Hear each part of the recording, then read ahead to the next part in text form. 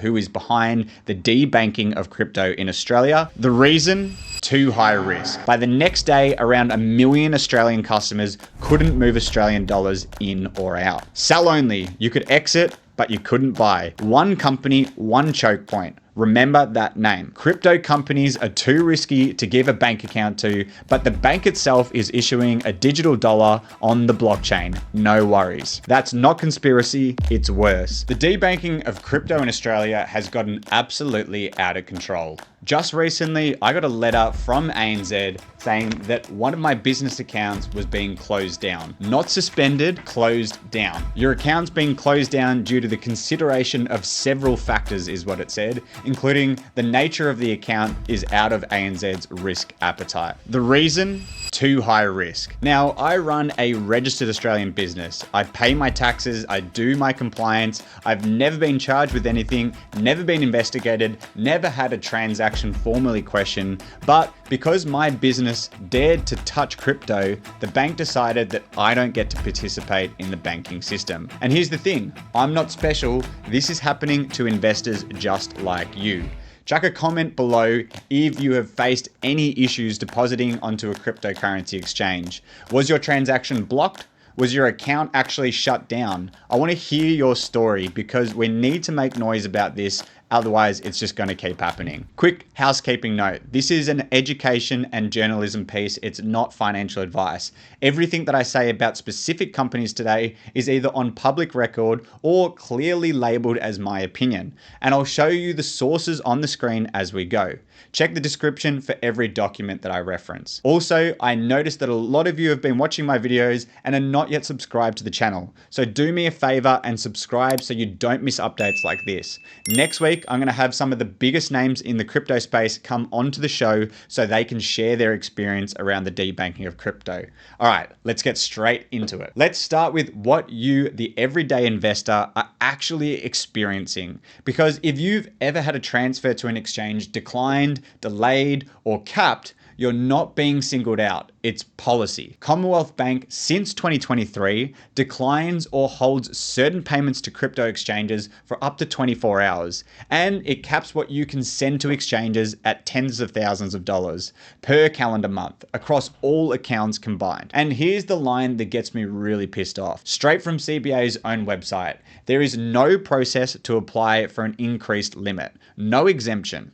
Doesn't matter if you're moving 10 grand or $1 million, doesn't matter what your history is, it's hard wall and you can't appeal it. ANZ Plus, they block payments to crypto exchanges by default. You have to go into your settings and manually disable the feature called Crypto Protect before your own money is actually allowed to move out of your own bank account. NAB declines transactions to what it calls high risk exchanges, but it won't publish the list. Customers find out when they transfer, it just fails. Macquarie's gone a further step and they block payments to new crypto payees entirely. I actually have a personal story on this. Recently, I set up my self-managed super fund with Macquarie, and I know that they're not a crypto-friendly banking platform, so I was sending the money to a separate bank called Goldfields Bank. Now, Goldfields Bank, they actually host banking for crypto exchanges.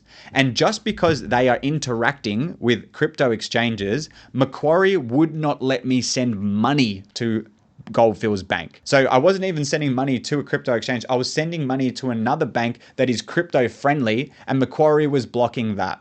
It's absolutely ridiculous and out of control. On top of that, as you know, I run a crypto education business. So I work with Australians and professionals in their 40s, 50s, 60s, people who have done the research, saved carefully, finally decided to go put their first $1,000 into Bitcoin.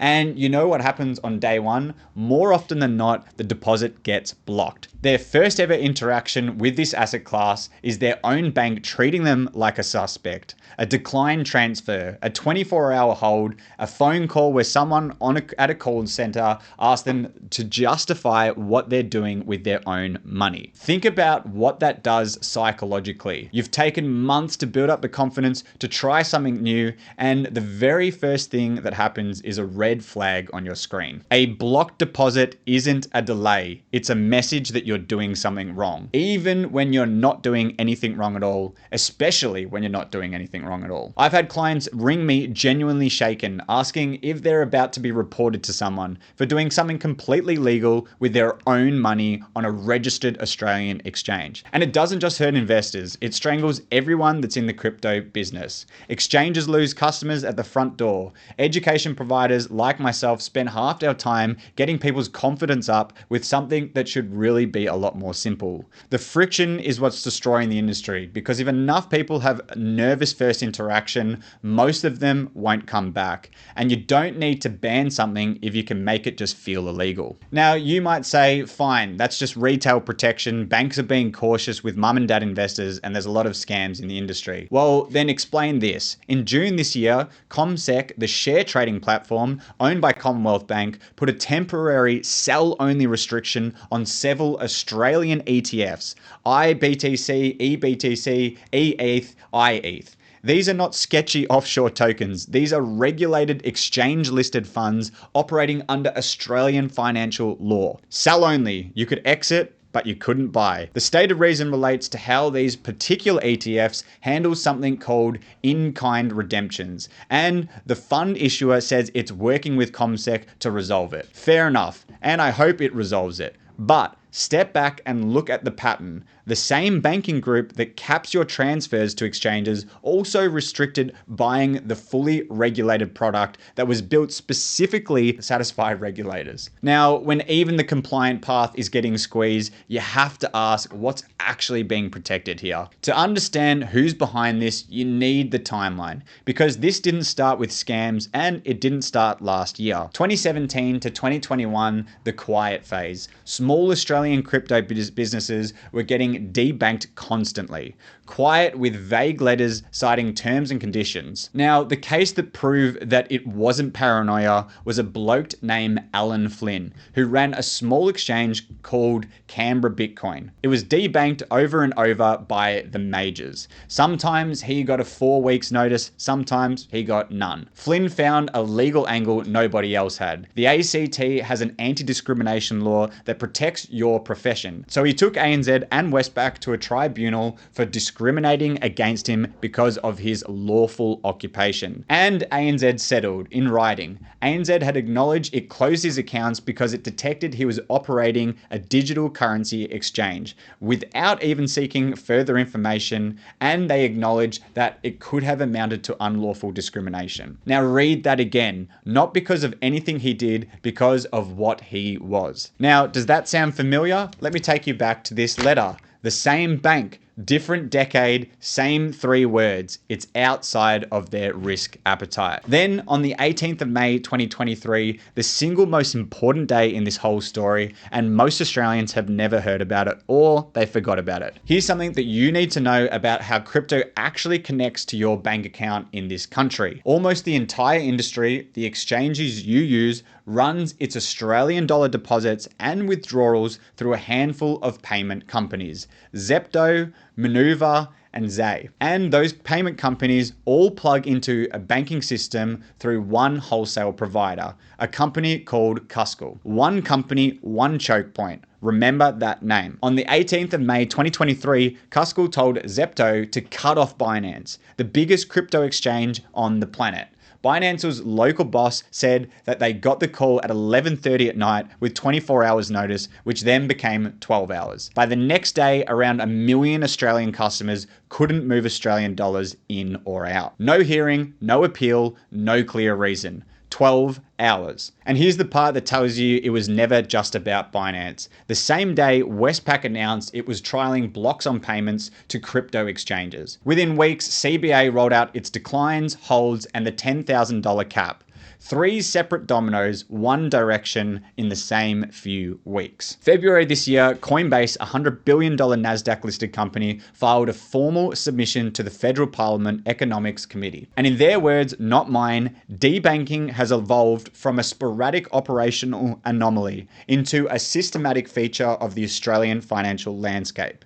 And they named Commonwealth Bank, Westpac, ANZ and NAB directly, the big four. They said these banks are closing accounts without sufficient warning, just like the letter I received. And they're blocking transactions tied to digital assets. They said that because 4 banks control the payment rails, being cut off amounts to an unlawful regulatory ban on lawful business. They cited data showing 60% of fintech businesses were denied banking services back in 2021, a problem that was never actually fixed. So individuals are being capped. Businesses are being closed down. The world's biggest exchange is cut off overnight. Regulated ETFs are being restricted. That's the pattern. Now, the real question. I went out looking for the smoking gun, some directive from Canberra ordering the banks to strangle crypto. I'll tell you straight, it doesn't exist. What I found instead is 4 documented reasons, and honestly, they're worse. Because a conspiracy you can expose, incentives just keep grinding. Reason 1, the banks are terrified of AUSTRAC. In 2018, Commonwealth Bank paid a $700 million penalty for money laundering failures. In 2020, Westpac paid a $1.3 billion penalty. At the exact same time, the 2 biggest corporate penalties in Australian history. After that, every bank's compliance department in the country got the same memo, never again. And the cheapest way to never breach money laundering rules on crypto is to simply refuse to touch it. The Australian Banking Association says exactly this in public. Banks face heavy penalties, so they must act where they see risk. But here's what they don't put in the press release. AUSTRAC, the actual money laundering regulator, has said repetitively and on record that the law does not require banks to close these accounts, and it does not support the whole debanking of the entire industry, and that debanking legitimate businesses can actually increase money laundering risk by pushing activity underground. So the banks are hiding behind a regulator that is publicly telling them to stop. Hold that thought. Reason 2, scam politics. This is the bank's favorite justification, and to be fair, it isn't nothing. Australians lost hundreds of millions of dollars to scams that use crypto as a gateway vehicle, around $330 million in a recent 12-month period. Real money, real victims, and now real legal liability, because scam protection laws put obligations on the banks when customers get fleeced. But here's the number they don't lead with. Crypto scam losses reported to the ACC fell from around $220 million in 2022 to about $70 million by 2024, down roughly 2/3. And in the same period, did the restrictions ease? No, they got even tighter. The cap stayed, the block spread, and this year a regulated ETF went sell only. If the restrictions were purely about scams, they'd scale with the scams. They don't. They only ratchet one way. Reason 3. This is where it gets spicy. The banks aren't anti-crypto, they're anti-competition. While ANZ's official policy was, and I'm quoting in their own spoken words, to generally not bank businesses that operate as issuers, dealers, or exchanges of digital currency, ANZ launched its own digital currency, $DC.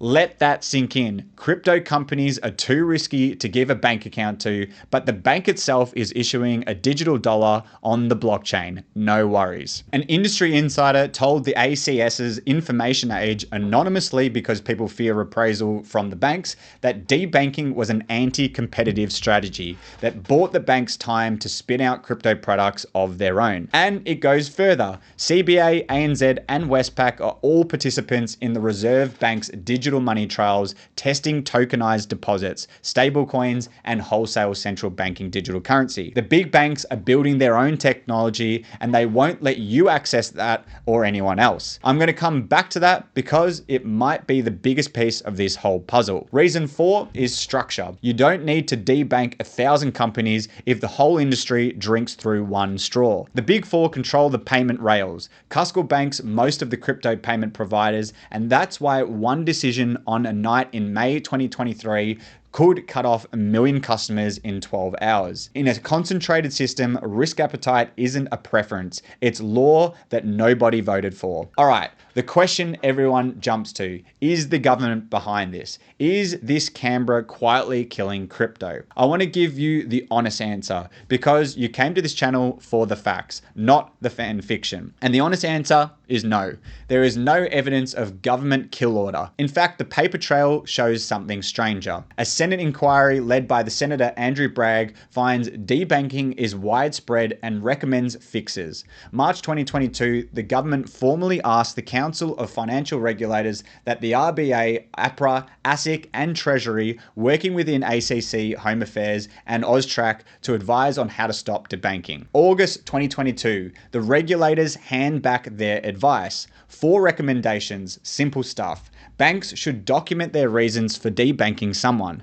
Tell the customer those reasons, give at least 30 days notice, provide access to a dispute resolution. June 2023, the government responds and agrees with the recommendations, some fully, some in principle. And then nothing. Not one of those protections has been put into law. And that's why ANZ could close my account with a single letter. And why Coinbase is back in front of Parliament this year asking for the exact same 5 transparency measures that should have been recommended years ago. So here's my read, and I'll mark it clearly as my opinion. The banks pulled the trigger, but the government loaded the incentives. It built a penalty regime so brutal that blanket bans became the rational move, promised the industry protections in 2022, and then spent 4 years not delivering them, while 2 arms of its own machinery, AUSTRAC and Treasury, publicly said debanking was a problem. That's not conspiracy, it's worse. It's a system where everyone's incentives point the same direction and nobody is accountable for the outcome. And before anyone says that that's just how the world works in our day and age, the EU is guaranteeing every legal resident a basic bank account. Canada protects accounts access even after bankruptcy. And in the US, the White House signed an executive order just last year specifically to stop this kind of debanking. And the president is personally suing a major bank for billions of dollars over this. Whatever you think of any of those governments, they acted. Australia agreed, and then they went quiet. Now, remember what I said about the banks building their own digital money whilst blocking yours. The Reserve Bank just wrapped up a multi-year project with ASIC, APRA and the Treasury on board, and they're testing tokenized assets settled with tokenized bank deposits, stablecoins, and a pilot wholesale central bank digital currency. The big banks were inside that tent. Their conclusion, in effect, digital money is the future, and central bank money and bank deposits should sit at the center of it. So the establishment position is not that this technology is dangerous. It's that the technology is valuable and it should run on their rails inside their fence. Squeeze the open on-ramps, build the closed ones. You don't need a secret meeting for that. You just need everyone's bonus to depend on it. So is all of this protective policy, or is it clearing the field before the incumbents roll out their own digital money? I have my view, but I'm not going to share it with you just yet because I'd rather you hear it tested against people who are living this right now. In the coming weeks, I'm going to be sitting down with people from inside the machine, the operators dealing with the new licensing regime that's landing on Australian crypto businesses right now. I'm going to put everything from today's video to them and ask them straight, is this how it really works? All right, let's wrap this up. If your bank has capped you, blocked you, or closed you down, then tell your story in the comments and name the bank if you feel comfortable. I read absolutely every comment and I'll make sure to reply to you as well. Make sure that you're subscribed, hit the bell button, because the next video in this story, we're going to be interviewing those industry experts and getting their opinion on exactly what's going on. I can't wait to see you in the next episodes.